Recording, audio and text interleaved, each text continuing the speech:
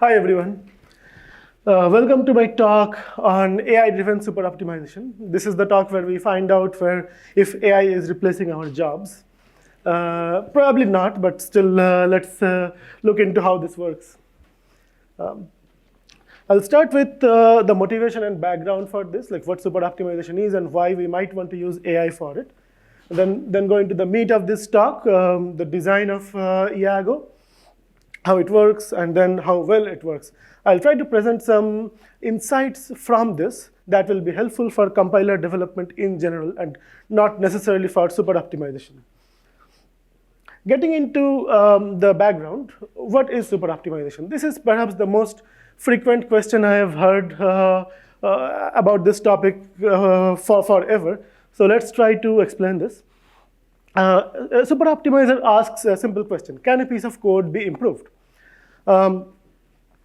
What improved means is up to you. You can choose any metric you want, like performance, code size, even energy consumption.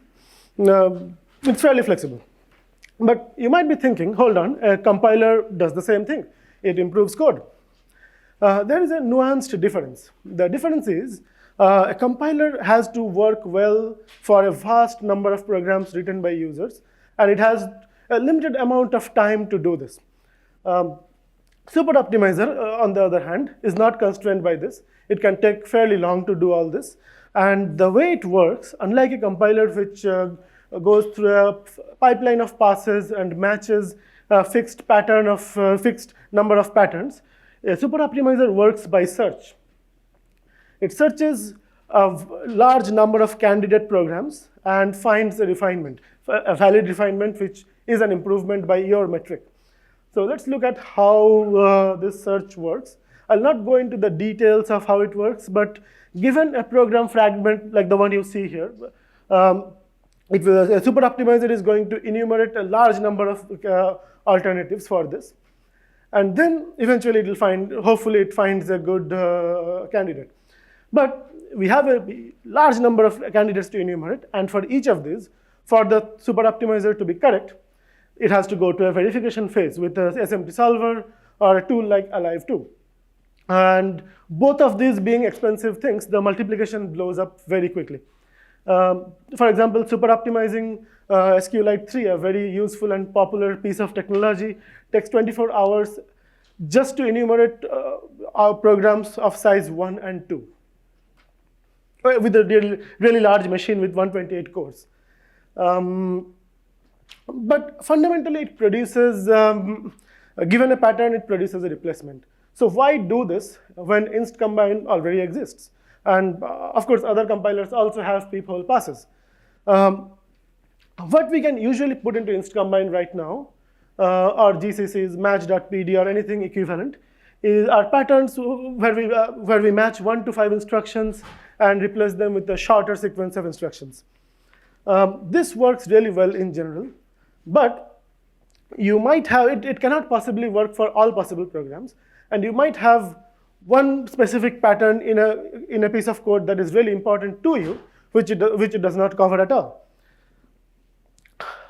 Also, if you want to match larger sequences, it's impractical to do it in a compiler. You would not want to match a tree of 100 instructions in inst combine. Not surprisingly, these two things are often related. Specific patterns are longer, and longer patterns are more specific. And there is some value in trying to optimize it. Let's look at it. Let's look at a specific example of why. Here is a large piece of code. Do we have to bother optimizing it? And I chose this specific example because in the 40-year history of superoptimizers, every superoptimizer project and paper has included a similar example. Let me show you why. This whole thing simplifies to a pop count instruction. And there are innumerable ways to write pop count, and this is maybe one of the faster ways. If you recognize these numbers, they're from Hacker's Delight. It's one of the blocked ways of doing pop count. So a superoptimizer can simplify this thing to a single instruction. Another example, which we recently found in one of our NVIDIA CUDA benchmarks, You have a lot of selects. It simplifies down to one select, and this is something that was missing in LLVM, which I'm going to implement fairly soon. Interestingly, the second one here is not a single optimization. It is two different patterns in disguise that the inst combine work list has to work through multiple times to achieve after you implement it. But both of these examples I have shown you were possible to find with the traditional enumeration-based superoptimizer because the output was fairly limited. So why use AI for this? So if you're fine with enumerating 1 and 2 instructions, it's completely fine not to use AI. It scales very well. Each try takes 30 seconds, maybe 1 minute. If you want to enumerate larger programs, so 3, 4, 5, or even larger instructions, it's not going to work. Enumerating 3 instructions takes close to somewhere between 12 to 24 hours for me. So what we want to use AI here is, instead of going through this large search space, we wanted to generate a few options, and then we evaluate them. So the end result is still verified. You still get the correct thing.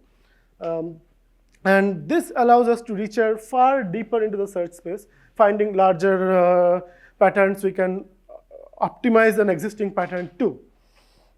Here is one example, a very important example where finding a larger pattern helps. You see the left-hand side here has a XOR and trunk shift right, and the right-hand side is a little bit simpler.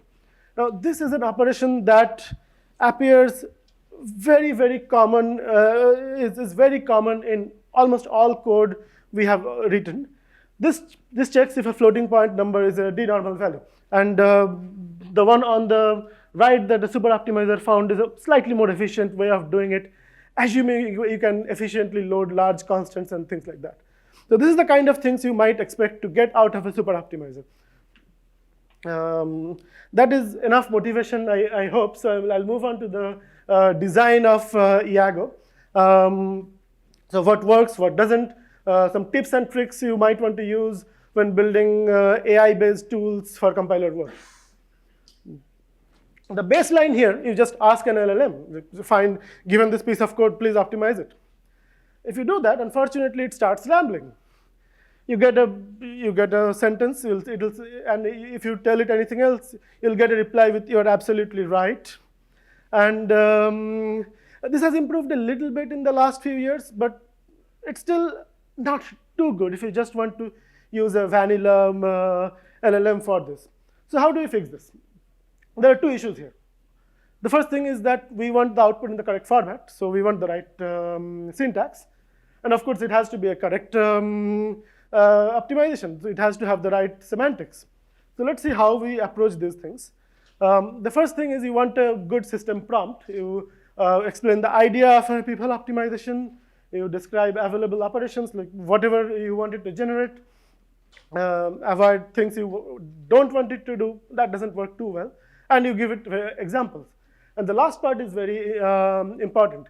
Giving it a number of examples makes it work significantly better. From my empirical tests, around 10 to 15 instructions is the sweet spot. If you give it more than that, it doesn't help that much. But less than that, definitely not.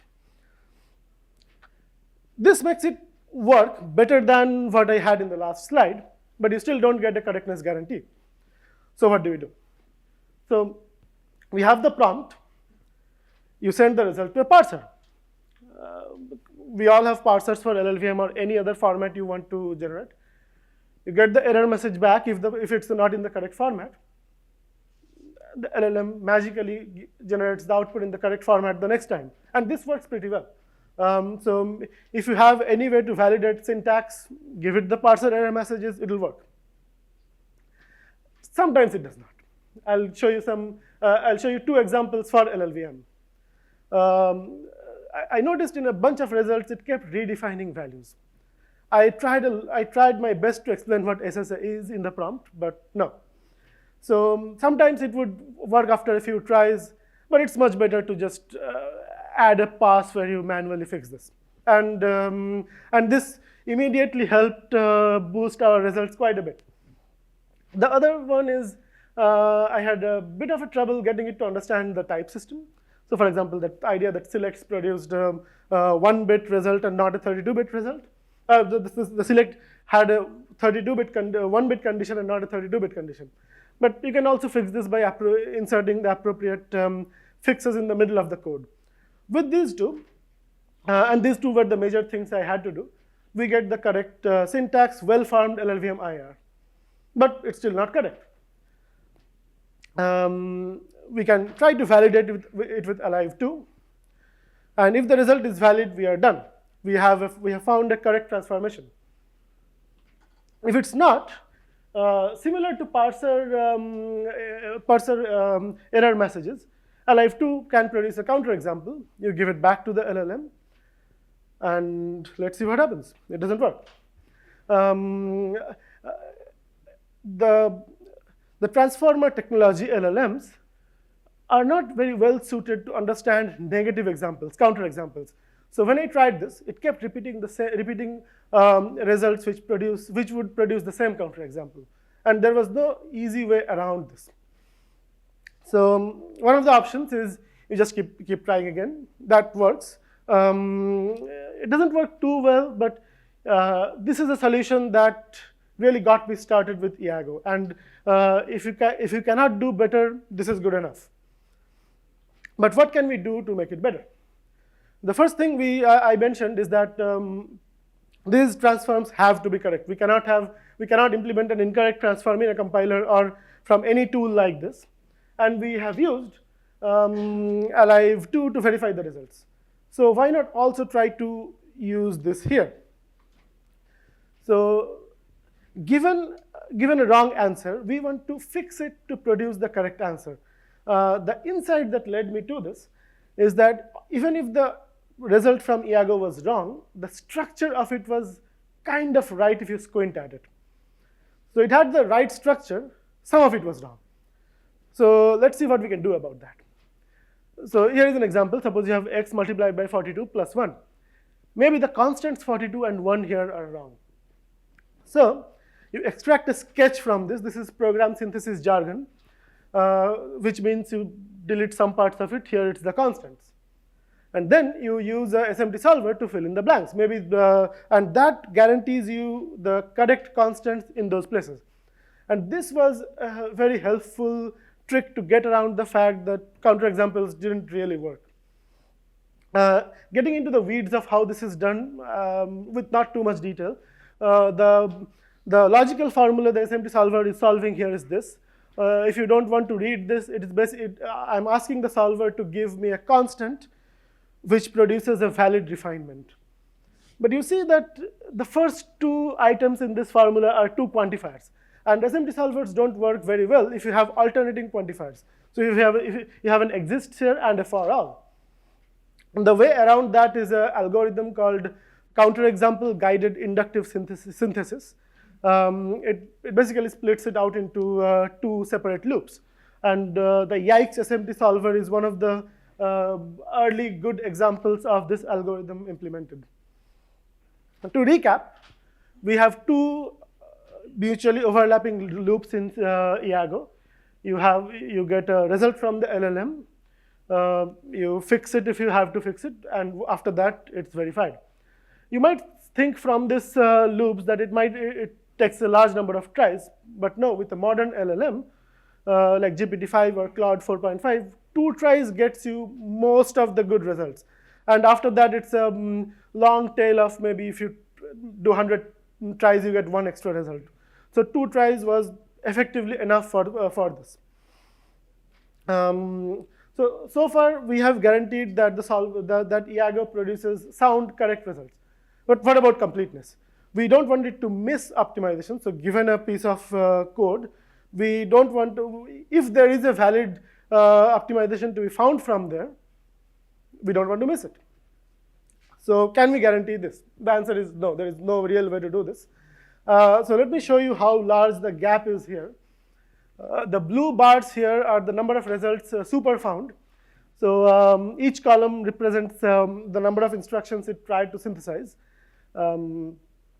You have the gap between the blue and the red bars are the gap between Souper and Iago. So if Iago had to produce all the results, it would have to fill that much of a gap. That is very difficult, and there is no easy way to do this. But on the other hand, if you see the long tail of results which Souper or any other super optimizer has difficulty getting to, that works pretty well for this. So it's not that good for 0 to 2 instructions, but it works very well after that. So one trick I figured out that works very well for this is if you give it, if you add the pruned result, the pruned candidates during the search produced by enumeration for the first level of enumeration, it improves the results slightly. But there is no real way to solve this, solve completeness here, and that is why solver-based enumeration still wins out if the enumeration is within your reach, if it's tractable. And the best part is all this fits in the LLM context window nowadays for modern LLMs. So now we have a tool which is sound but not complete. Hopefully everything is pretty good. Let me show you a funny example where it's not. And this really shows you the gaps where compiler bugs and issues kind of filtered through. And I hope all of you find this entertaining. So far we have wished for correct syntax, and it must be a valid refinement. So imagine my surprise when I see it produce this. This is, just to be clear, this is completely wrong. It does look correct, kind of, but it is completely wrong. So what happened here? This is the raw result it produced. Don't try to understand this. I'll show you what is wrong immediately here. It sneaked in a precondition in the result. It produced its own precondition. And of course, if you allow it to produce its own precondition, it is correct. This is what it does. So this slipped through because the parser we were using to validate this did not even account for the fact that there could be preconditions in the result. Preconditions are something you have in the input, not the result. And this slipped through like this. So this is the only entertaining example of this that I had. So now I'll quickly go through the results here. Iago produces little bit fewer results than Souper, but a bunch of the results are new. And these are important because these results are out of scope for all traditional super optimizers. Taking the new results, looking at them would presumably lead you to implement new interesting optimizations in LLVM. These are the similar results run more recently on the LLVM's test suite. This suite is used for tracking performance on LLVM commits. It has a bunch of multi-source programs, and even after LLVM using this for a while for tracking compiler performance, we still found decent number of new optimizations here. Similarly for gzip, we also found a similar number of, slightly lower number of transforms because it's a 30-year-old mature code base. Notably, for this gzip results, it matched Souper's code size performance over LLVM's OS, which is the size over Clang's OS, which is the size which is optimizing for code size. One of the reasons we might want to do all this is because it's faster than Souper. So let's look at how that works. If you ask Souper to enumerate 1 instruction, it is faster. But Iago is faster than if you try to do 2 instructions.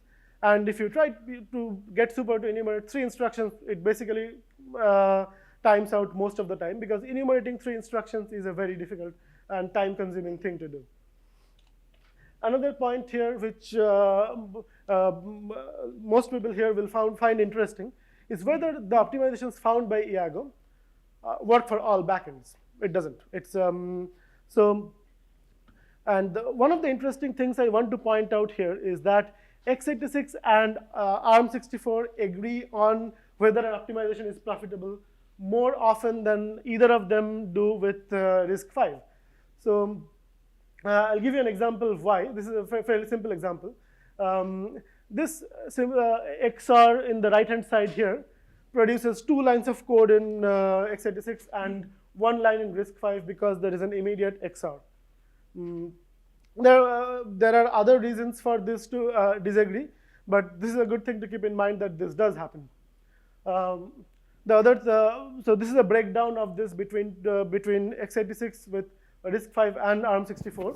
The thing to note, the 2 diagonal squares I have pointed out here are the ones where the architectures disagree on the optimizations. You see that the lighter means there is less disagreement. So x86 and ARM disagrees less than RISC-V here. I'll end my talk with some takeaways from implementing this. Often the things you find here are multiple transforms in disguise. It is this example. This is 2 transforms in disguise. One combining 2 selects, and the other combining one select and one OR to a single select. The other one is if you want to actually go and implement this in LLVM right now, it conflicts with what LLVM expects things to be canonicalized as. This leads to termination issues, and that is a little bit tricky to debug most of the time. And the other one is picking the right subset of these to implement for the end result to be more performant than what you had. And this is a really problematic thing to get right, and we really need good tooling to make this easier to work with. Given 1,000 optimizations, how do you find the 20 to implement from that? That will make your code 10% faster. So with that, I'll end my talk with this recap that Iago presents the symbiosis between AI and formal methods. AI is great at generating text. Formal methods, not so much, but it ensures that things are correct. That's all for my talk. So I guess we have enough time for questions. Yes, questions. So really fascinating. What's the longest sort of sequences that you can generate with this approach? Because I think if you look at traditional AHA or GSO, they'll do up to about 7 instructions. Stochastic superoptimization will go up to about 15. What's the biggest you can get with this approach? 37 from this thing here. Yes. Yeah, 37. All right. Okay, got it. Thank you. I missed that slide. So when you were doing your profitability analysis, were you just like counting instructions after the IR got lowered through the back end? Yeah. So for this work, I had 2 approaches, but the graphs I presented are for the number of assembly instructions. I also have a pipeline where I use MCA for counting the machine cost as reported by LLVM. But you can also figure out a way to run it and measure performance. It's a kind of like a micro benchmark. Yeah, MCA I think would be reasonable. Like you could run it through exegesis, but that's going to be hard. And I mean, you run into context problems, so it's probably a good first proxy. But like the example you had where you just had to move, like if you're not front end bound, like you'll just register rename it. So yeah, thank you. For the NVIDIA people here, it would be really helpful if we got MCA for NVIDIA. So you talked about correctness. Did you analyze anything about consistency of the results? What do you mean? Keep generating the same, with the same input, you get the same output. Yeah, does it change? Good question. OpenAI's LLMs had this temperature parameter which they recently removed.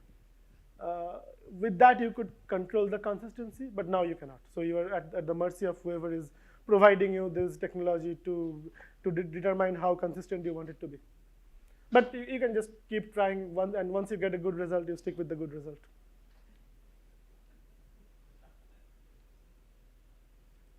Hey, so Alive2 is fundamentally limited when it comes to larger functions or loops. So are we just missing some cool optimizations that it could be finding with loops, or what are you doing about that? Yes, you're right. So this is so far right now limited to what Alive2 can verify. I know that you are going to be on making Alive2 scale to loops. You or some others in this room. So please do a good job. Okay, thanks for the great talk.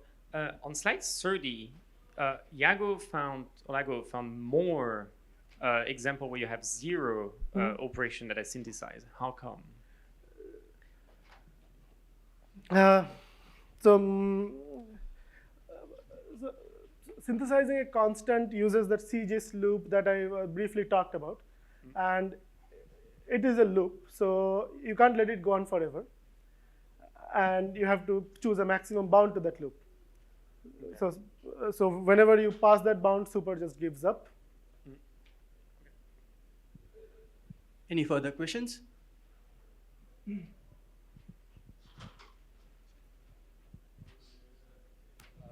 And as far as I understand, you use OpenAI, so it is GPT something, GPT-5, right? In So- case of LLM. Well, sort of. So there is an Azure API which allows you to access other LLMs with the same API as OpenAI. And have you experimented with different LLMs? Yes, yes. And how different the results? Yeah, good question. So right now, from my empirical experience, Claude 4.5 is pretty good. GPT-5 is slightly worse, but still pretty good. And all of these are significantly better from what we had one or 2 years ago. The first time I tried this was 2023, and things were 10 times better right now. And do you use reasoning model? Again, good question. Yeah, yes, I have tried reasoning models. It does not improve the results that much, but it takes significantly more. Yeah. It takes much longer. Have you ever considered maybe like instead of using something like GPT, like making your own AI or like training it so that it's more tuned for this type of stuff? So maybe collaborating with some AI researchers on that or something? So from what I understand, talking to experts, this made a lot of sense 2 years ago, where fine-tuning really made a huge difference. It seems nowadays that is falling out of fashion. And I have been told that just give it enough examples, it'll do a good job. Okay, I don't know how correct that is, but that seems to be the sentiment in the AI community. Any final questions? If not, let's thank the speaker again.